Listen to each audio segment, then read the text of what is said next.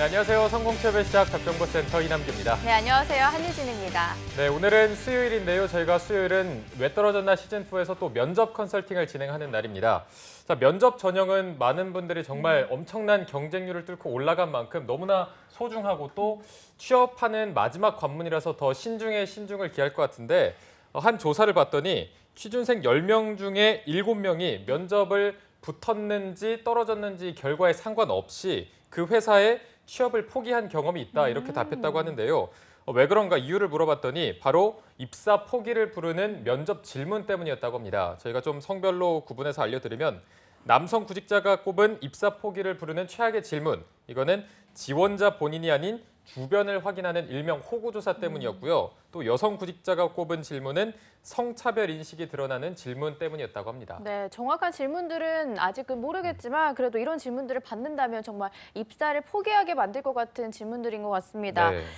좀 면접은 물론 취직하고 싶은 취준생들의 마음까지 빼앗아가는 것 같아요. 네, 맞습니다. 이게 아직도 이런 회사들이 있다는 것도 놀라운데 그래도 그렇지 않은 회사들이 더 많으니까 아직까지는 꿈을 잃지 말고 더 취업 준비를 열심히 해야 될 것 같습니다. 맞습니다. 그래서 오늘 왜 떨어졌나가 바로 면접 준비 편입니다. 오늘 지원자도 빨리 만나봐야겠죠? 수요일 잡정보센터 지금 출발합니다.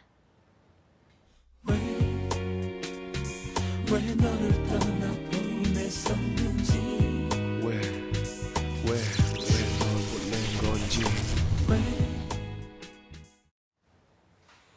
네, 답답하고 막막한 취업의 길 지원한 기업에서는 탈락 통보만 할 뿐 그 누구도 탈락한 이유에 대해선 알려주지 않는데요. 네, 아무도 얘기해주지 않아서 이걸까 저걸까 추측만 무성했던 나의 탈락 원인을 밝혀드리고요. 하반기 공채 합격의 길까지 쭉 함께하는 취준생 구제 프로젝트 왜 떨어졌나 시간입니다. 네, 저희가 첫째 날에는 스펙 점검 지원 전략을 살펴봤고 어제는 또 자소서 컨설팅을 해봤고요. 오늘은 또 면접, 중요한 면접 컨설팅을 하는 날입니다. 오늘 또 위포트의 차재원 컨설턴트와 함께하겠습니다. 안녕하십니까? 안녕하세요. 네. 네, 그리고 왜 떨어졌나 6번째 행운의 주인공 오늘도 함께하도록 하겠습니다. 취업준비생 신동엽 씨 어서 오세요. 안녕하세요. 안녕하십니까? 자, 오늘이 이제 출연한 횟수로는 벌써 3일째인데 그동안 좀 안 떠는 모습을 보였는데 오늘은 좀 유독 떠는 것 같거든요. 땀도 더 네. 많이 흘리시고. 네. 오늘 방금 아까 30분 정도 전에 네. 서류 합격 문자를 받아서 어디서? 네, 오티스 엘리베이터라는 네. 회사의 국내 영업 직무인데요. 네네. 그래서 딱 받자마자 갑자기 심장이 뛰는 막 소리가 막 귀에 들리는 거예요. 어. 원래 면접 당일보다는 면접 전날이나 이럴 때 더 떠는 편이어서 네네. 좀 약간 그런 거 있기도 하고 좀 오늘 네, 힘들 것 같네요, 오늘 방송이. 네, 더 떨리실 것 같아요. 동엽 씨가 3번의 면접 경험 중에서 최종 면접의 고배를 마신 경험도 있잖아요. 네. 그리고 네. 또 앞으로 또 서류 합격하셨으니까 그 면접도 진행할 수도 있을 것 같은데 좀 면접에 대한 아쉬움이 컸었다면 실전과 좀 어떤 점이 가장 많이 달랐다고 느끼셨나요?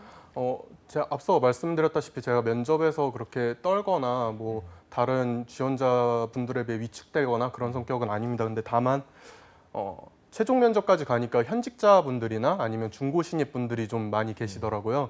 그분들과 뭔가 차별화되는 어떤 포인트가 없었던 게 좀 많이 아쉬웠던 것 같습니다. 네. 또 그렇게 좀 차별화되는 지원자한테 질문이 더 많이 가잖아요. 네, 맞아요. 그러다 보면 이게 저희도 항상 면접 때 느끼는 거지만 질문을 많이 받은 사람은 왠지 합격할 것 같고 나는 질문을 못 받으면 나한테 좀 관심이 없나 이런 생각을 해서 더 불안하기 마련인데 이런 게 좀 실제로 상관이 있나요? 예, 뭐 상관이 있겠지만 좀 경계해야 될 건 모든 면접이 다 그럴 수는 없거든요. 네. 그러니까 한두 번 그렇게 반복된 실수가 이어지다 보면 본인도 모르게 법칙이나 어떤 좀 안 좋은 선례를 남기면서 본인만의 슬럼프를 만들어가는 그런 좀 안타까운 결과로 이어지지 않게 안 좋은 싹은 빨리 자르고 좋은 쪽으로 이어지는 게 필요하겠죠. 네. 네, 저희가 차코트님 어제 혹시 스펙 점검하고 자소서 했던 부분 방송 보셨나요? 네, 봤습니다. 그 부분에서 좀 취업 전반에 걸쳐서 어떤 식으로 좀 준비가 됐다고 보셨는지도 궁금하거든요.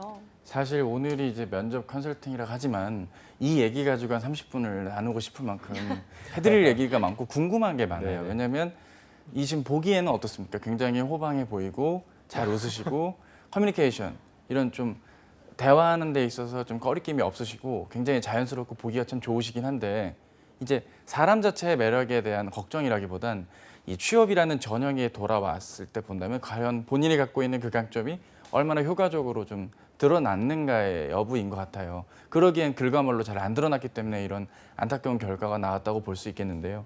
일단 제가 걱정이 됐던 것들이 몇 가지가 있어서 그걸 좀 말씀을 먼저 드리고 얘기를 좀 이어가야 될 것 같아요. 네네. 일단 총론으로 봤을 땐 동엽 씨가 갖고 있는 그 사람이 가지는 그 강점, 그러니까 소위 대화를 하고 객 단위로 대면 채널에서 사람들과 어울리거나 대화를 하고 설득을 하는데 분명 강점이 있는 분일 것 같아요. 15번에 15번 아니지만 거의 뭐 한 10번 가까이 되는 여러 활동들이 지금 이를 뒷받침을 하고 있는 거죠.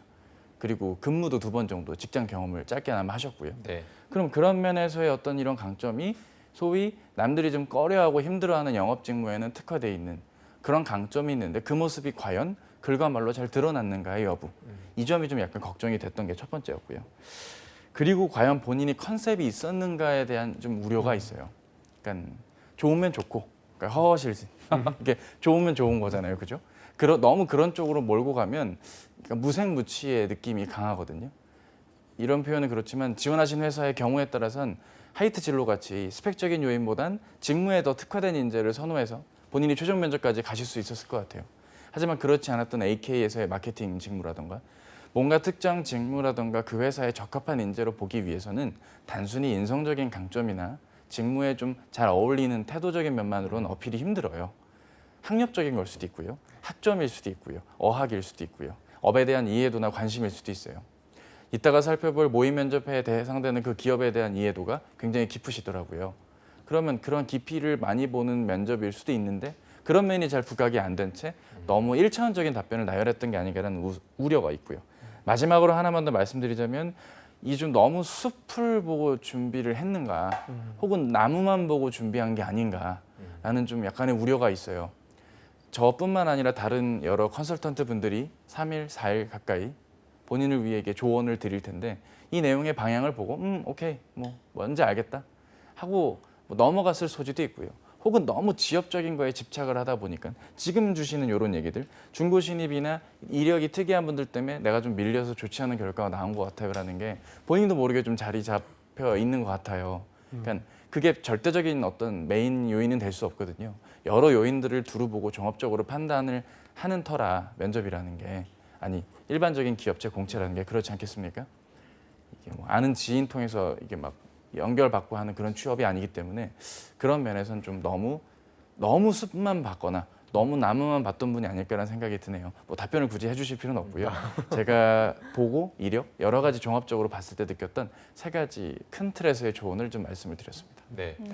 어쨌든 차 코치님이 보실 때도 선뜻 이해가 안 가는 부분이 있었고 좀 약점이라면 약점이랄까 이런 부분을 짚어주셨는데 그럼 또 이런 거를 대비하는 좀 보완책이 있다면 어떤 식으로 고쳐나가는 게 좋을까요? 예, 일단 본인이 뭐가 강점인지를 잘 모르신 채 적당한 문항에 맞게 적절히 답변을 그냥 꾸려시고 그냥 가시는 것 같아요. 그러니까 분명히 핵폭탄이 날아오는 전쟁인데 M16이나 칼 뭐 이런 좀 단검 그렇죠, 좋은 표현입니다. 그런 것 수류탄 2개 뭐 이렇게 챙기시고 수통 이렇게 챙기시고 가서 그냥 한 번에 폭탄 먹고 끝나는 즉 이번 게임에 맞는 준비가 과연 돼 있는가가 좀 냉정하게 보실 필요가 있고요. 그리고 본인에 대한 어떤 무기의 여부 혹은 본인이 뭘 먼저 강조해야 되고 뭐가 좀 덜 강조돼야 되는지 약점이 어떻게 보완돼야 되는지에 대한 대비가 거의 안 돼 있지 않을까라는 생각이 들었어요. 자기소개서 사실 제가 이 방송이 자소서 편인 줄 알고 최초에 대본 드릴 때 자소서 편으로 제가 드렸거든요. 자소서 편은 더 처참하게 좀 디테일하게 좀 피드백을 드린 게 있어요. 그거 대비 면접은 오늘 또 뭐 잘 보길 바라야겠죠, 그죠? 근데 자기소개서만 봐도 대충 감이 나오거든요.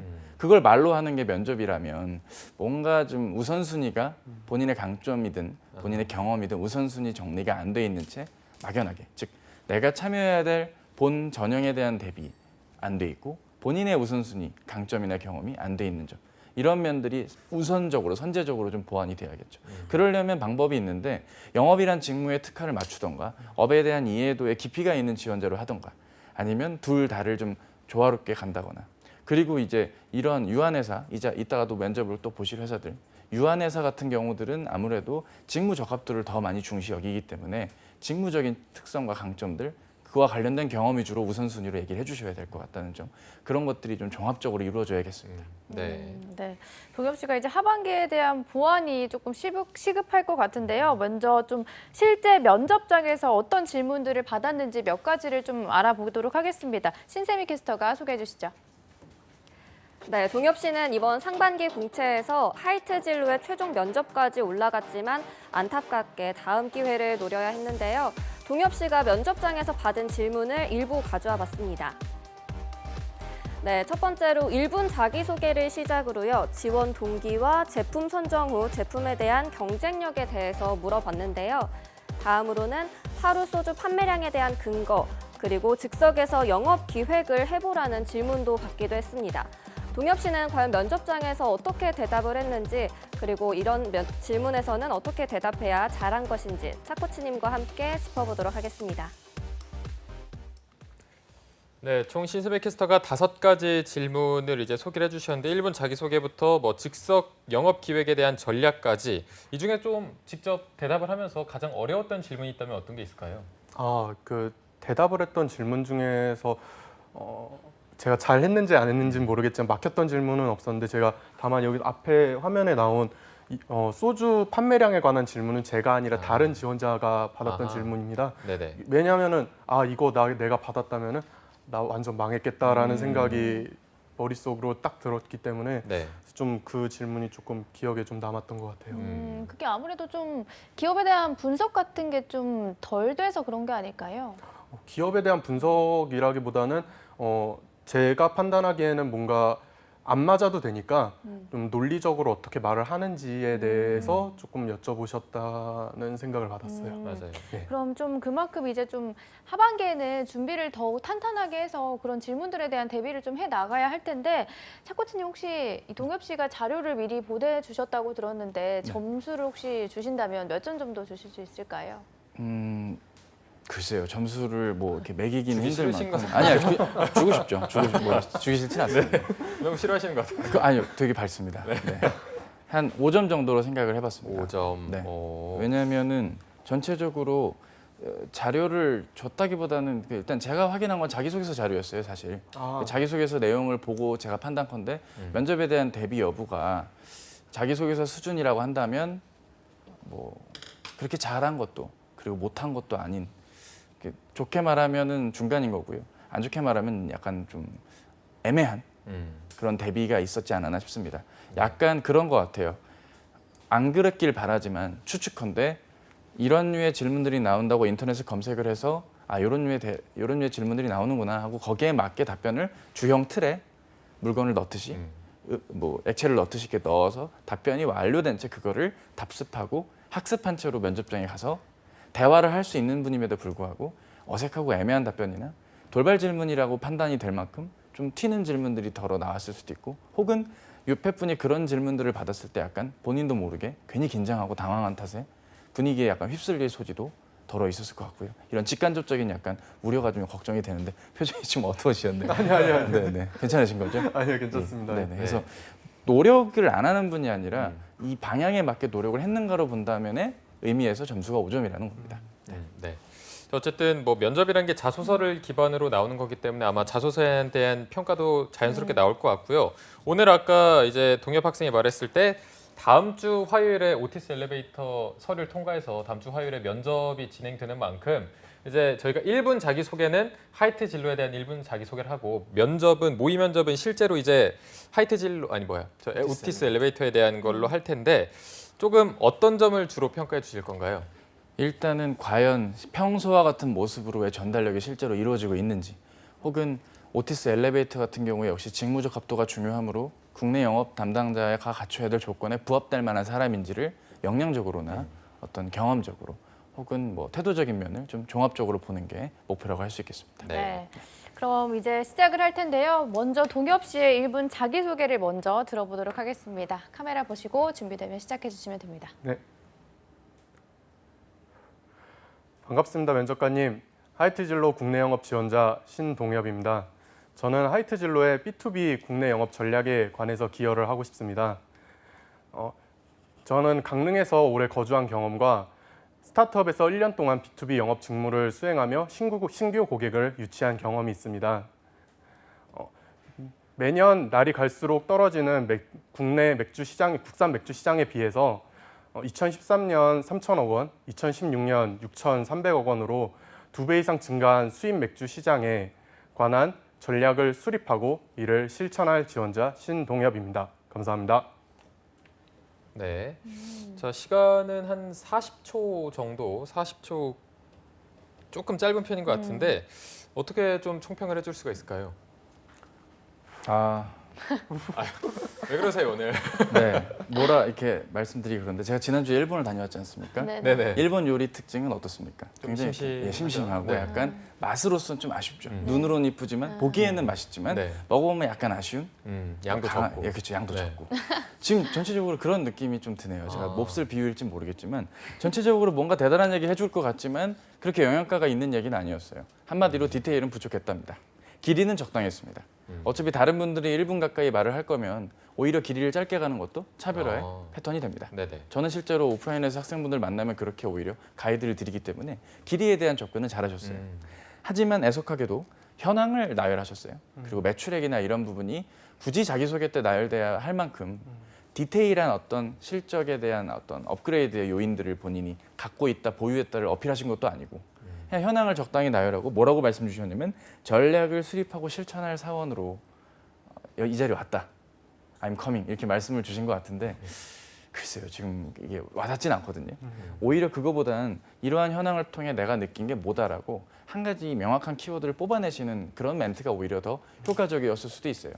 무슨 소리냐면 실적이 뭐 전년 대비 이렇게 오르고 있다. 혹은 정체돼 있다. 혹은 감소돼 있다 식으로 본인이 말씀하신 매출액이나 영업이익의 특징을 통해 내가 알게 된 포인트를 바탕으로 앞으로 어떤 전략을 수립하면 매출이 오를 것이다. 영업이익 내가 다시 올려놓겠다. 혹은 유지 그 이상을 해내겠다 식으로 이야기가 나와주셨으면 더 좋았을 텐데 그런 면이 부족했죠. 이렇게 말씀하실 거면 차라리 이번 면접에 임하는 나의 각오를 말하는 게 다른 옆에 지원자들보다 차별화가 됐을 수도 있어요. 한번 제 얘기를 진지하게 생각해 보시고 다음 주에 있을 면접 때도 한번 활용해 보셨으면 좋겠습니다. 네.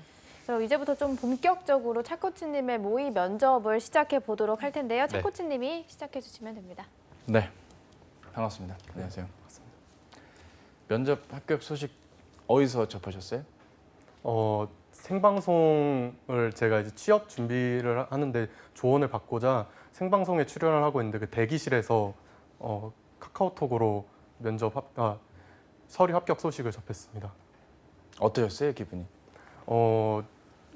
너무 기분이 좋았습니다. 그래서 뭔가 제가 쓴 자소서가 인정을 받았구나라는 생각도 들고 좀 심장이 많이 뛰었던 것 같습니다. 지금 우려되는 게 이제 뭐 기계과나 전기과 학생이 아니라서 예, 업계에 대해 얼마만큼 알고 있는지가 좀 걱정이 되거든요. 예, 간단하게 우리 업계나 네. 회사의 현황이나 네. 앞으로의 전망, 본인이 이해하고 있는 범위 내에서 한번 네. 말씀해 주세요. 우선 오티스 엘리베이터는 국내에서 현대 엘리베이터와 티센크로프 엘리베이터 그 다음 가는 국내 시장 3위에 버금가는 시장 점유율을 보유하고 있습니다.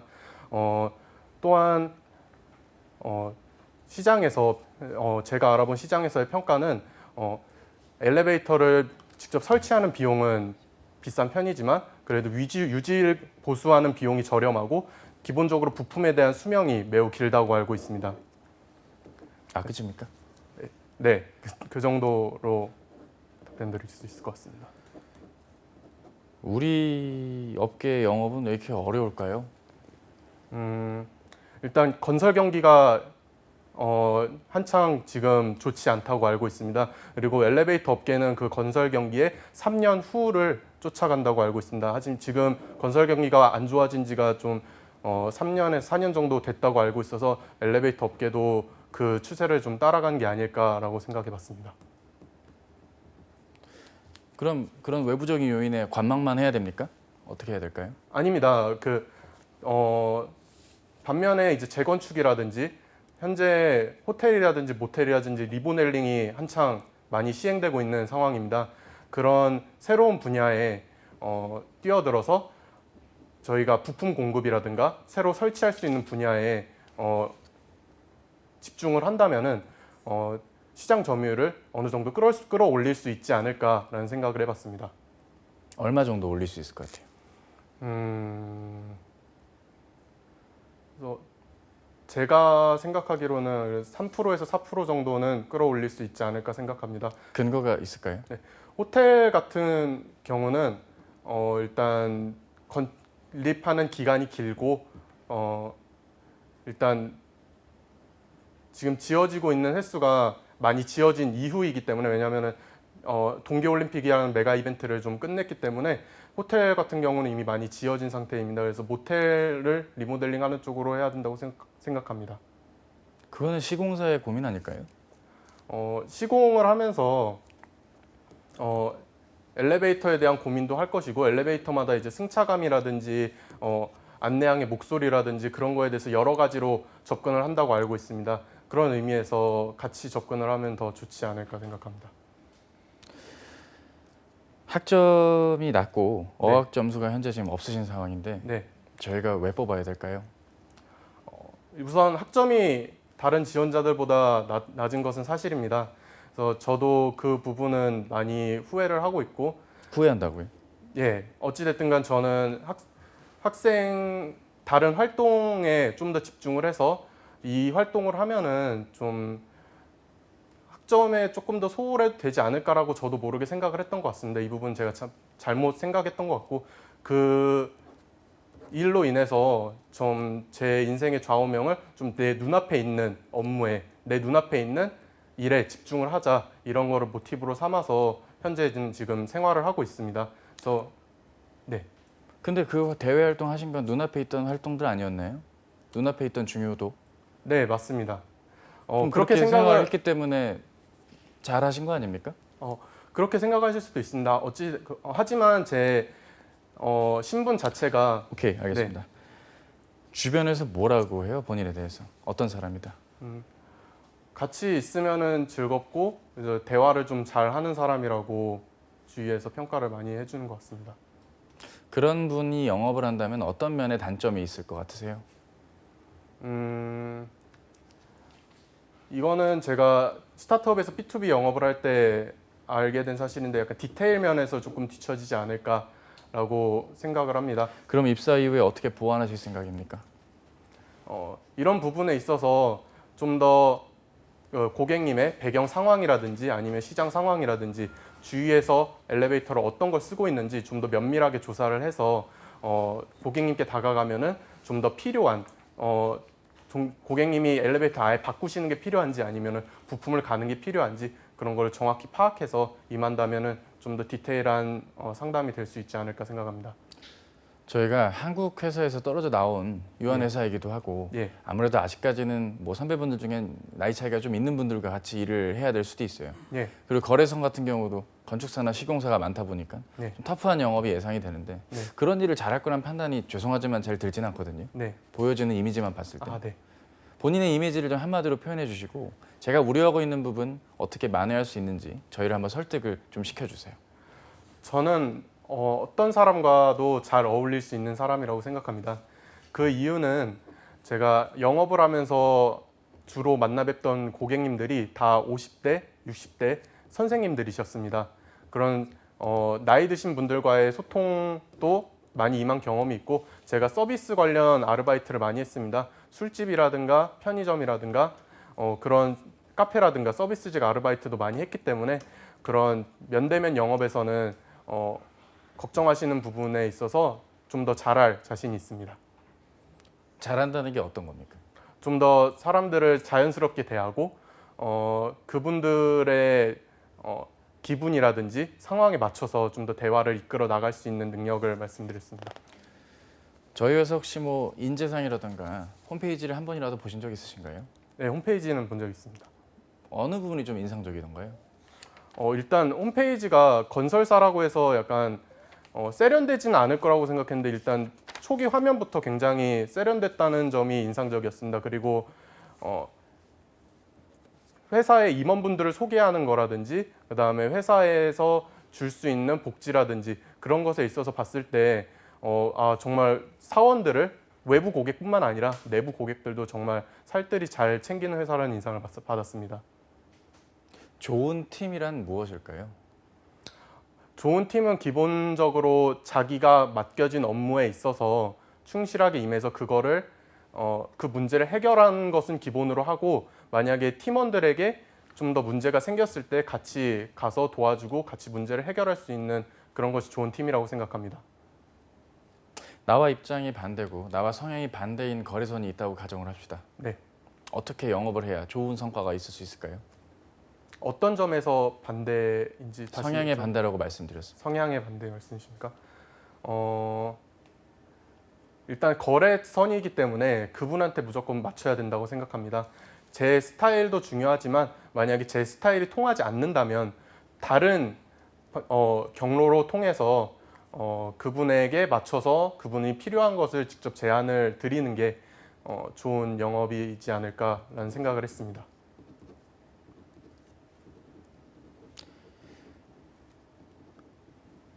어떠세요? 굳이 제가 봤을 땐 이렇게 뭐 되게 활달하고 긍정적인 마인드를 가지고 계신 분이면 굳이 저희 같이 힘든 일 안 하시고 더 의미 있는 기업들에서 더 큰 일 하셔도 좋을 것 같은데 굳이 저희 회사까지 와서 국내 영업 하셔야 됩니까? 기획과나 전기과 전공자분들한테 양보합시다. 어떻게 생각하세요? 그 부분에 있어서는 저는 오티스 엘리베이터는 사람들의 이동을 책임진다고 메인 화면에서 봤습니다.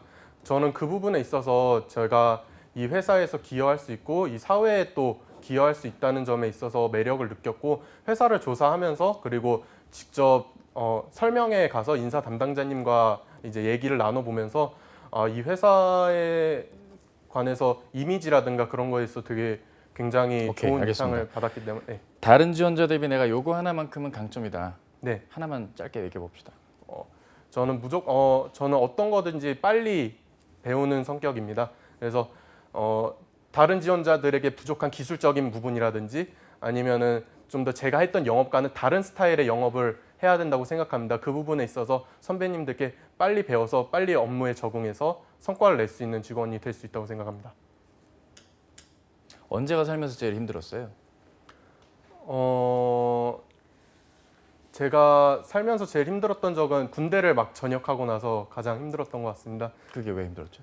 그 부분 그때 제 진로에 대한 생각을 진지하게 하게 됐고 어떻게 하면 제 길을 찾을 수 있을지, 그래서 이력을 보시면 알겠지만 약간 중구난방적인 면이 없지 않아 있습니다. 그래서 그때 했던 생각이 좀 더 해보고 내가 직접 어디 가서 말을 듣고 그러는 것보다 해보고 직접 경험한 다음에 내가 판단하는 게 낫겠다라는 생각을 가지고 이력을 쌓았던 것 같습니다. 고집이 많으신가요? 그렇게 세지 않은 편입니다. 솔직히 뭐 이력이나 여러 가지 면면들이 부족하지만 진짜 왜 뽑아야 될지 잘 모르겠어요. 저희 입장에서는. 마지막으로 네, 이런 면만을 꼭 기억해 달라는 식으로 해서 마무리 말씀 부탁드립니다. 다른 지원자들에 비해 제 학점도 부족하고 전공 기계적인 지식 면도 부족하다고 생각합니다. 하지만 호텔 경영학과라는 제 학과의 지식에 발맞춰서 다른 지금 현재 리모델링 되는 이제 모텔들이나 이제 숙박업소에 대해서 접근해 가지고 잘 어필을 할 수 있다고 생각을 합니다. 또한 제가 스타트업의 영업 직무를 수행하면서 많은 고객님들을 상대해 보았기 때문에 그 부분에 있어서 믿고 맡겨주신다면 충실히 업무를 수행하도록 하겠습니다. 네, 고생하셨습니다. 감사합니다. 네, 두 분 수고하셨습니다. 일단 모의 면접을 이렇게 마치도록 하고요. 자, 저희가 원래는 이제 차코치님을 소개할 때 뭐 힐링, 엔젤, 취업 요정이다 이렇게 소개를 하는데 오늘은 그 소개 문구가 빠져서 왜 그런가 했더니 아이고야 오늘은 진짜 조금 무섭게 하시네요. 네. 아니 무섭지 않습니다. 아 너무 무서웠습니다. 본의 아니게 닌자가 됐네요. 네.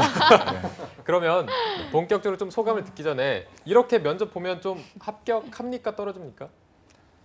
제가 일부러 어려운 질문 안 드린 거예요 지금. 치명 네. 크리틱한 질문 일부러 안 드렸어요. 준비가 거의 이 회사로는 되어 네네네. 있지 않으신 분이기 네네. 때문에 기본적인 질문 위주로 답변하실 수 있는 바운더리 안에 질문들을 드렸고요. 이런 질문만 나온다면 뭐 합격이겠죠. 1차 면접의 경우는. 네. 임원 면접은 솔직히 모르겠습니다. 아 알겠습니다. 제가 어쨌든, 모르겠다는 게 딴 게 아니고요. 약간 좀 뭔가 감추고 계신 듯한 음. 방어를 하고 있다. 방어 기제가 좀 보여서 좀 솔직한 얘기를 하는 모습으로는 비춰졌겠지만 제가 판단컨대는 결정적인 한 방은 없었습니다. 그 점이 아쉽습니다. 물론 준비가 안 돼 있기 때문에 나온 결과이기 때문에 욕심을 더 내자면 그런 피드백을 드리고 싶었고 1차 면접은 붙겠지만 임원 면접은 솔직히 아직은 모르겠습니다. 아, 알겠습니다.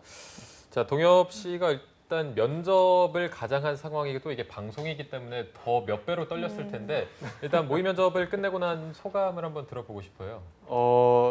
네.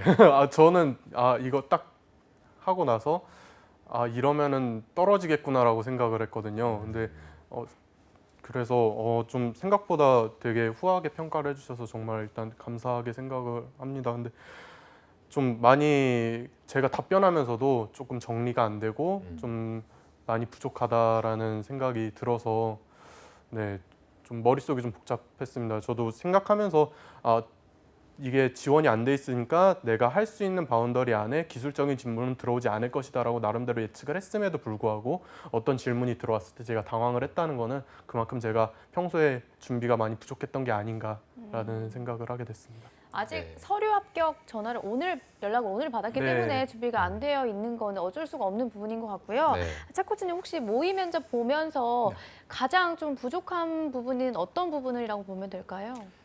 양날의 검 같은 게 하나 있는 게요. 바로 임기응변에 대한 부분입니다.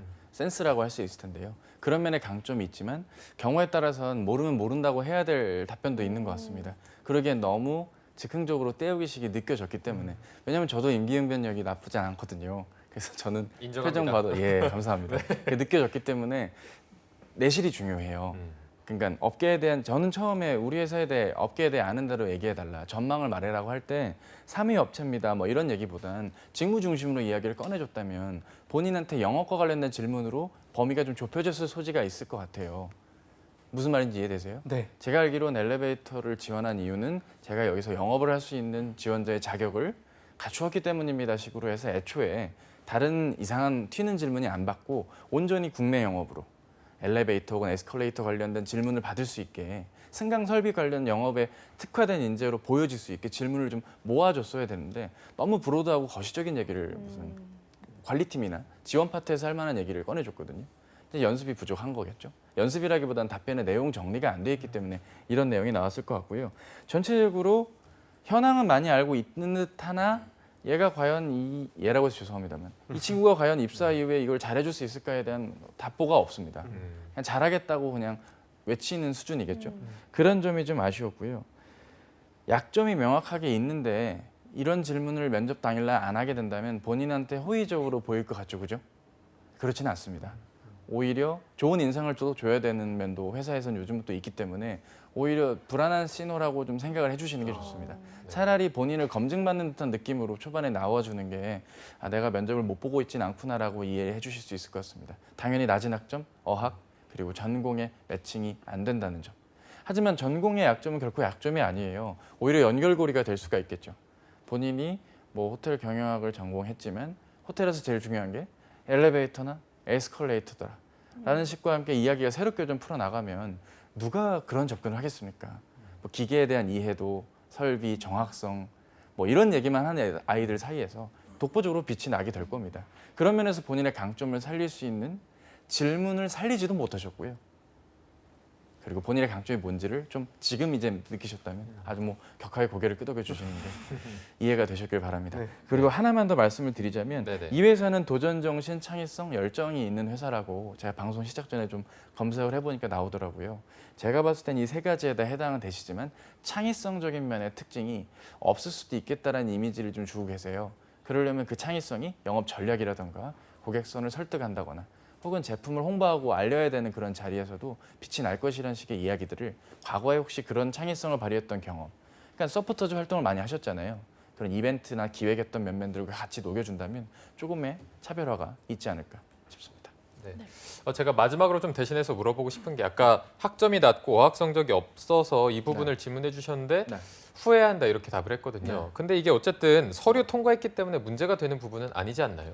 아니죠, 그렇죠. 아니죠. 그 회사는 그게 중요하지 않다는 건데 그거를 막 자백하듯이 범죄자가 자수하듯이 그냥 후회합니다. 네.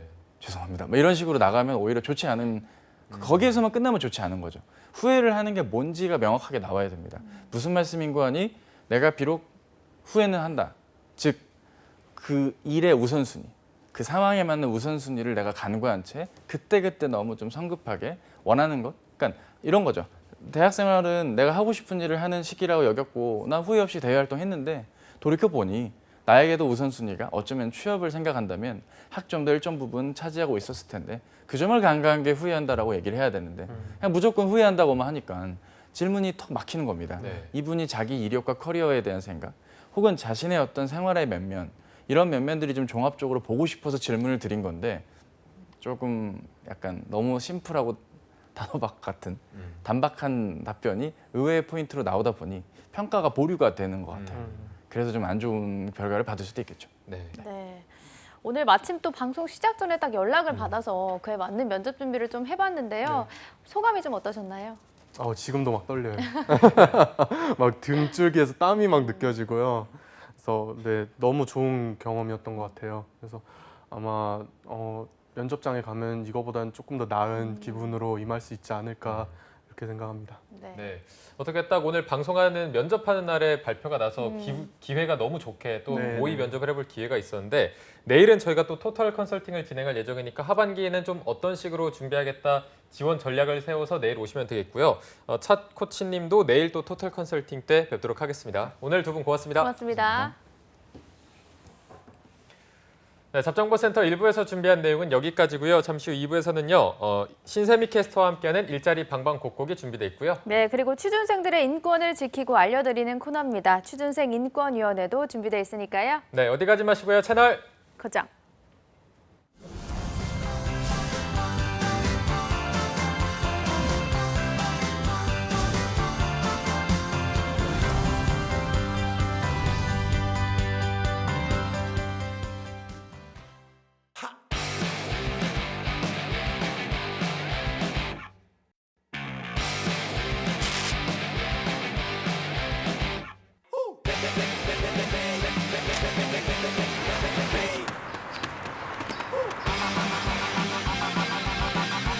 칠 7,300개 기업의 참여로 배우면서 일하는 능력 중심 일학습 병행제. 일학습 병행제로 꿈을 향해 달리고 일학습 병행제로 직무 능력을 배우고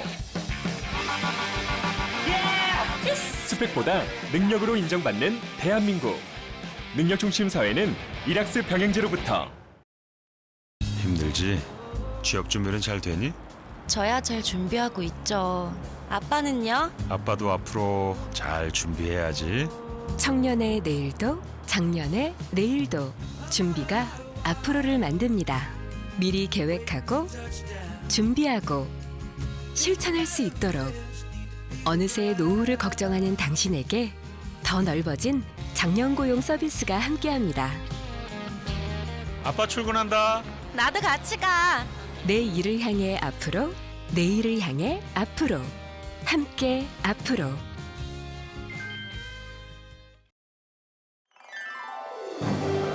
한국 직업 방송을 보면 취업이 보입니다.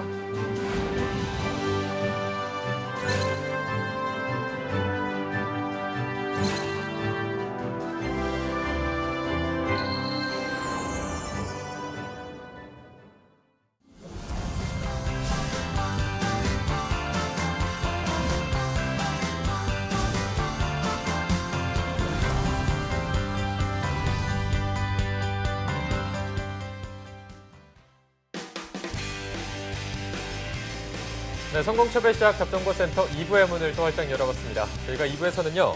취준생들의 인권을 지키는 방법을 알려드리는 취준생 인권위원회가 준비되어 있고요. 네, 그리고 전국 각지의 생생한 채용 소식을 알아보는 일자리 방방곡곡도 준비되어 있습니다. 지금 바로 만나보시죠.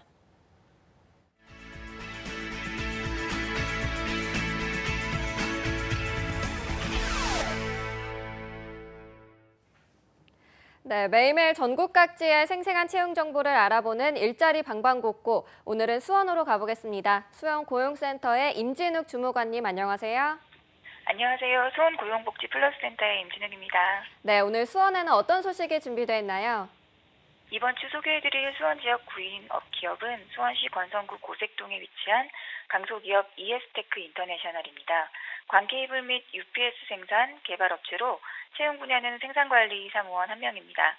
광케이블 생산계획 수립과 관리 업무를 수행하게 되며 지원 요건은 초대졸 이상 학력 소지자로 경력 무관하게 응시 가능하며 이공계 전공자를 우대합니다. 주 5일 근무로 급여는 연 2천만 원 이상, 연 2,200만 원까지 면접 시 협의 조정됩니다.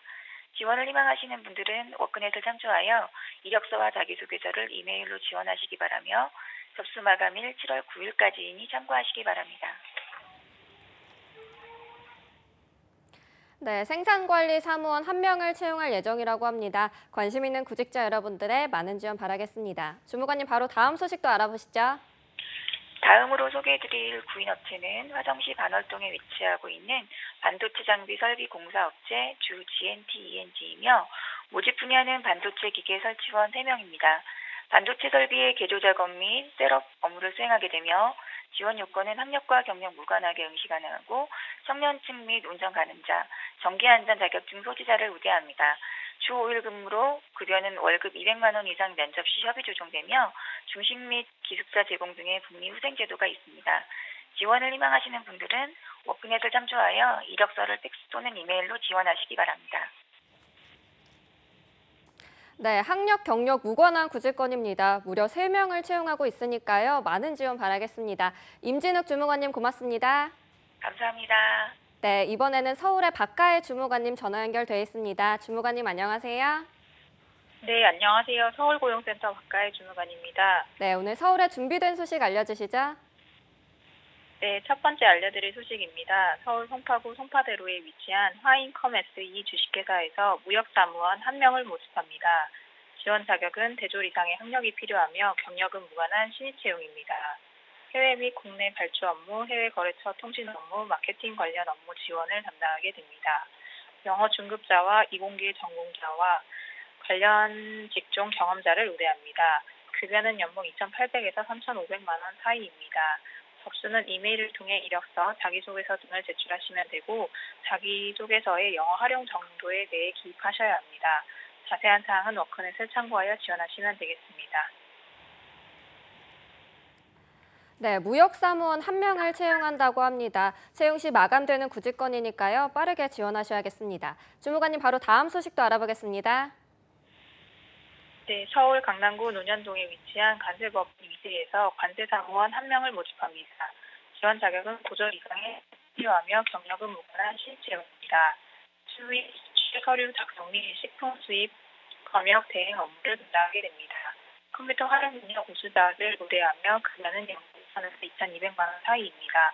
접수는 이메일을 통해 이력서, 자기소개서, 기량서 등을 제출하시면 되고 자세한 사항은 워크넷 홈페이지를 참고하여 지원하시면 되겠습니다. 네, 경력이 무관한 관세사무원 1명을 채용할 예정이라고 합니다. 관심 있는 구직자 여러분들의 많은 지원 바라겠습니다. 주무관님 오늘 소식 고맙습니다. 고맙습니다. 네, 지금까지 일자리 방방곡곡 경기와 서울 지역의 채용 정보 알아봤습니다.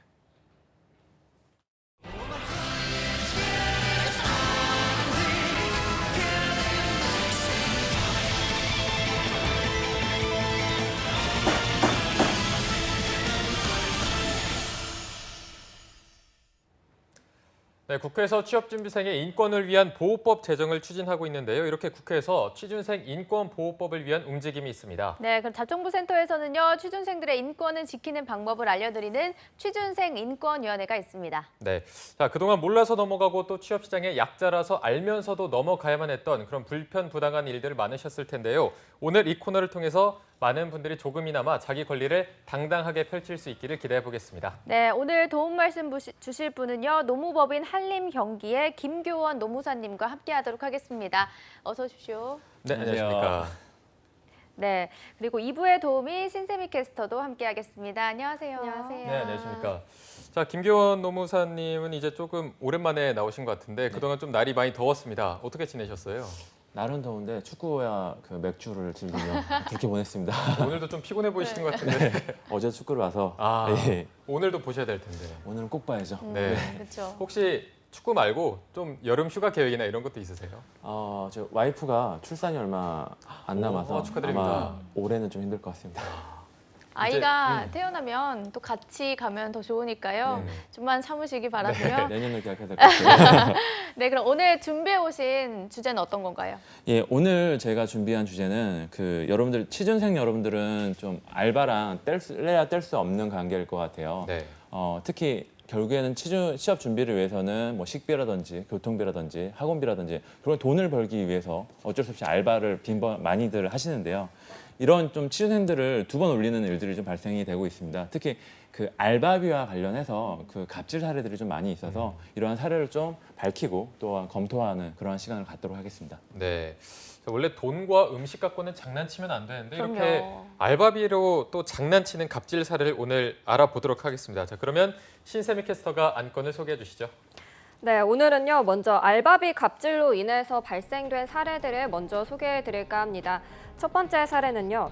대학에서 디자인을 전공한 A양은 지난해 한 네일아트 회사로부터 광고 전단지를 만들어 달라는 단기 아르바이트를 제안받게 됩니다.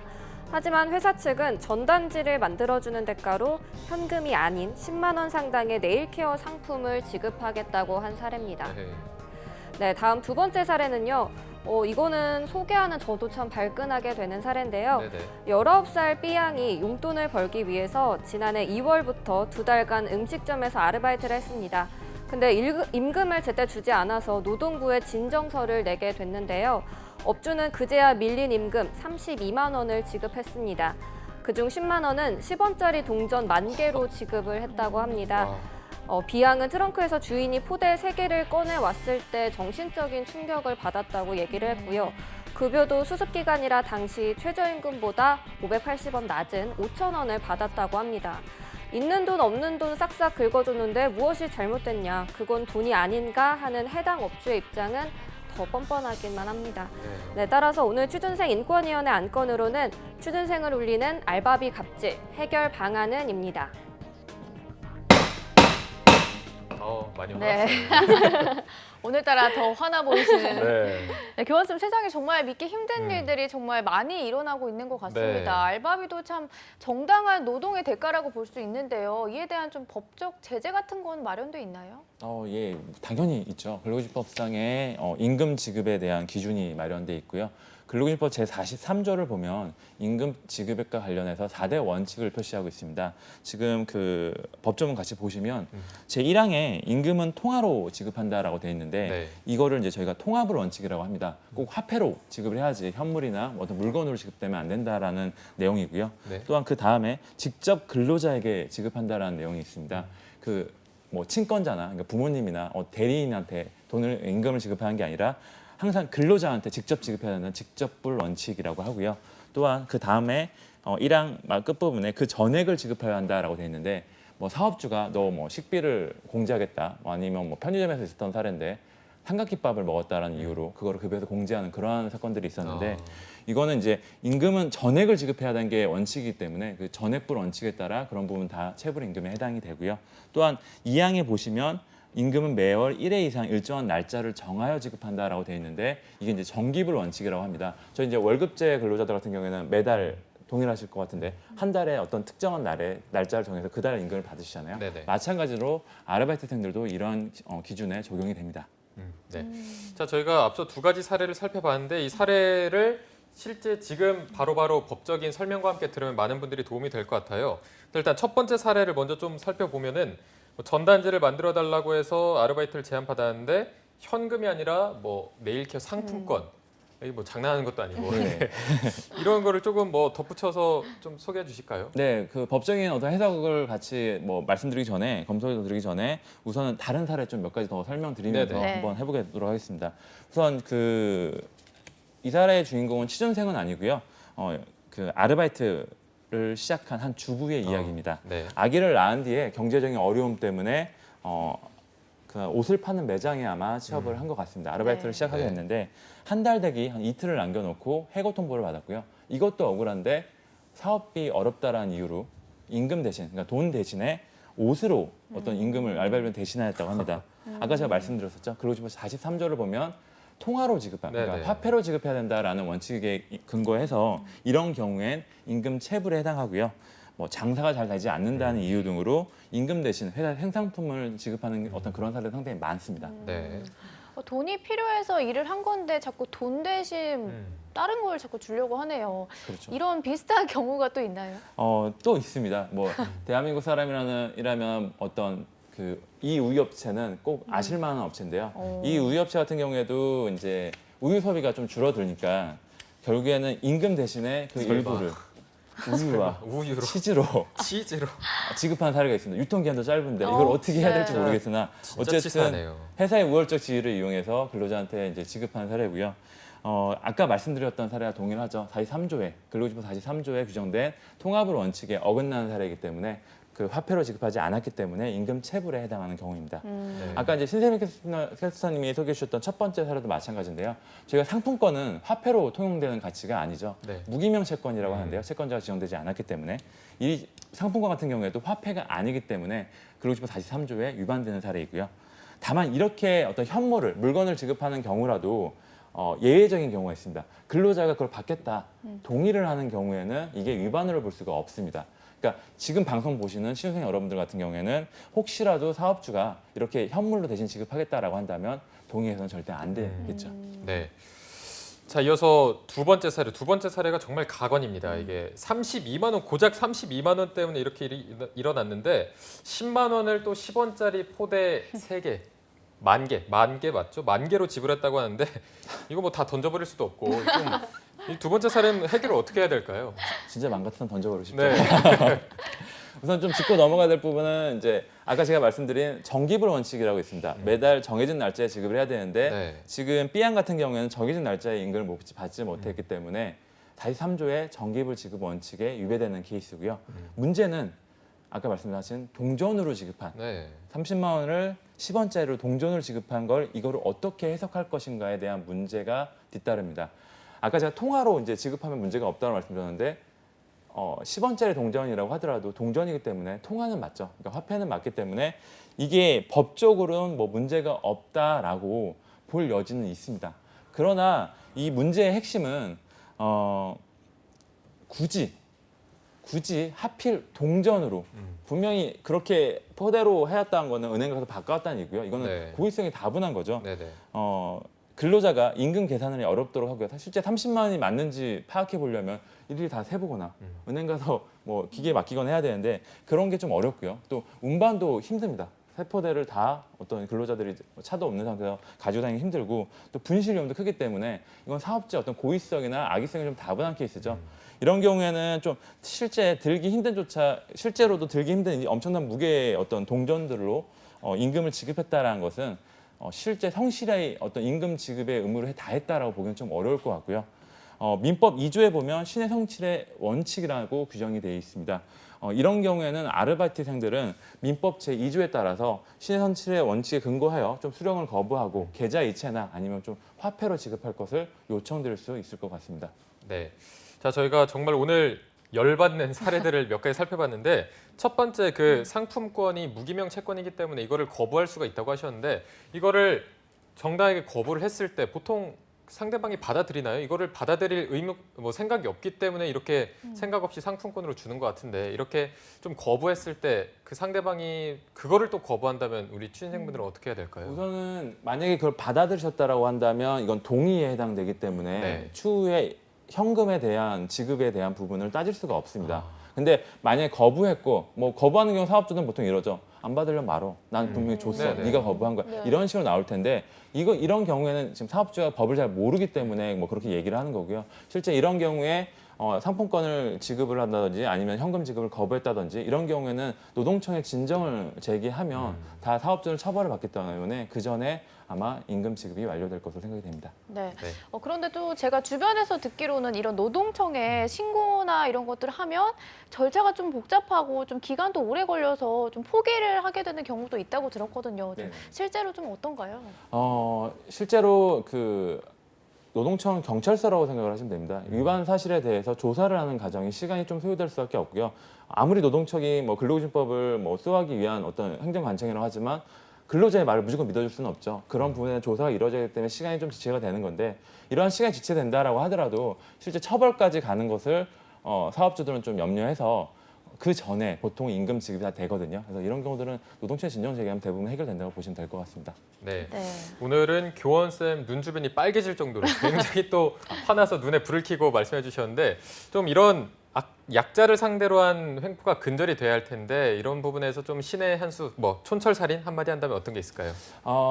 역지사지라고 좀 생각을 해주셨으면 좋겠습니다. 오늘 좀 사업주들한테 말씀드리고 싶은데요. 어느 고객이 8,000원짜리 음식 시켜 먹고 1,000만 원짜리 수표 내밀면서 거스름돈 달라라고 하면 기분이 좋지는 않으시겠죠. 거기에 거스름돈 동전으로 달라라고 한다면 열받으시겠죠. 마찬가지라고 생각이 듭니다. 또한 8,000원짜리 음식 시켜 먹고 8,000원짜리 책으로 대신을 한다. 예를 들어 취준생 대신한다. 받으시겠습니까? 당연히 안 받으시겠죠. 그렇죠. 동일합니다. 그러니까 아무리 믿고 아무리 열받는다고 하더라도 뭐 알바생이 일을 제대로 못해서 열이 받는다고 하더라도 같은 사람이고요. 또 같은 어떻게 좀 자녀 같은 입장이신 거니까 좀 이런 부분 이해를 해주시고 더군다나 취업난에 허덕이는 취준생들입니다. 네. 이런 부분 좀 배려가 좀 필요할 것 같습니다. 네, 역지사지라는 말이 정말 와닿는 것 같아요. 음식점에서 좀 밥을 먹어도 돈이 좀 적게 나오면 카드를 내는 것도 좀 죄송하다는 그렇죠. 마음이 들 때도 있었는데 이렇게 알바비를 지급할 때는 돈 주는 게 아까워하시는 업주들은 정말 반성하셔야 할 것 같다는 생각이 듭니다. 그래서 마지막으로 세미캐스터도 저번에 주변 친구들이 막 알바비 못 받는 경우도 있었다고 말한 적 있었던 것 같은데 오늘 많이 열받았을 텐데 한마디 해주시죠. 저는 간단하게 한마디 드리고 싶은데요. 임금을 줄 수 없으면 사업을 안 하셨으면 좋겠습니다. 그냥 사업을 접으셨으면 좋겠습니다. 네. 이게 짧지만 또 굉장히 강렬한 한마디를 해주셨는데 자, 오늘 정말 두 분 다 맘먹고 촌철살인 한마디까지 해주셨습니다. 오늘도 교환쌤이 또 현직 노무사로서 취준생의 입장에 서서 권리에 대한 열변을 토해 주셨는데요. 오늘 두 분, 김기원 노무사님, 신세미 캐스터 두 분 너무 고맙습니다. 고맙습니다. 감사합니다. 네, 잡정보센터 오늘 준비한 내용은 여기까지고요. 내일도 오늘처럼 왜 떨어졌나 시즌4 토탈 컨설팅으로 찾아뵙도록 하겠습니다. 네, 저희는 내일 오전 10시에 웃는 얼굴로 찾아뵙겠습니다. 시청해주신 여러분 고맙습니다. 고맙습니다.